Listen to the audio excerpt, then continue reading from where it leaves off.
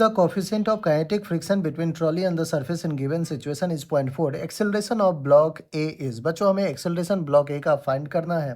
अगर अपन देखें तो यहाँ से यहाँ तक स्ट्रिंग कनेक्टेड है, इसको मैं T1 कह देता हूँ। यही स्ट्रिंग यहाँ तक कनेक्टेड है तो इसमें भी टेंशन T1।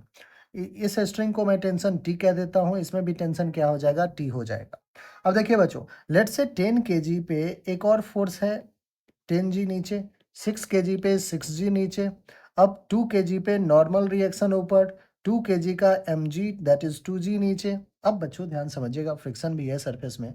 10 kg को मैं मान लेता हूँ कि with acceleration A downward direction में आ रहा है, तो ये 2 kg का ट्रॉली इस डायरेक्शन में आएगा विद एक्सेलरेशन ए। क्या ये 6 kg ऊपर की तरफ जाएगा विद एक्सेलरेशन ए? ठीक।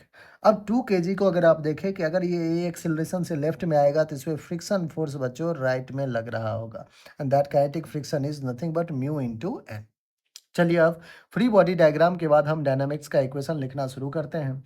ए की बात करें, 10 kg में नेट फोर्स नीचे है, क्यों, एक्सेलरेशन नीचे, तो 10G पॉजिटिव माइनस का tension T is equals to mass 10 into acceleration a. पहला इक्वेशन बच्चों बन के तैयार है।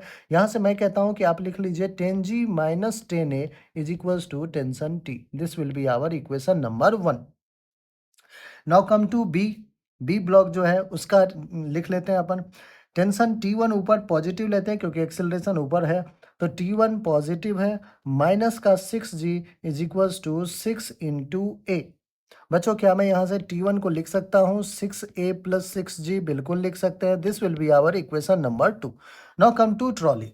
ट्रॉली पे एक्सेलरेशन है लेफ्ट में, तो लेफ्ट में टेंशन T है बच्चों, माइनस का टेंशन T1 राइट में है, माइनस का friction force F is equals to mass of trolley 2 into acceleration will B.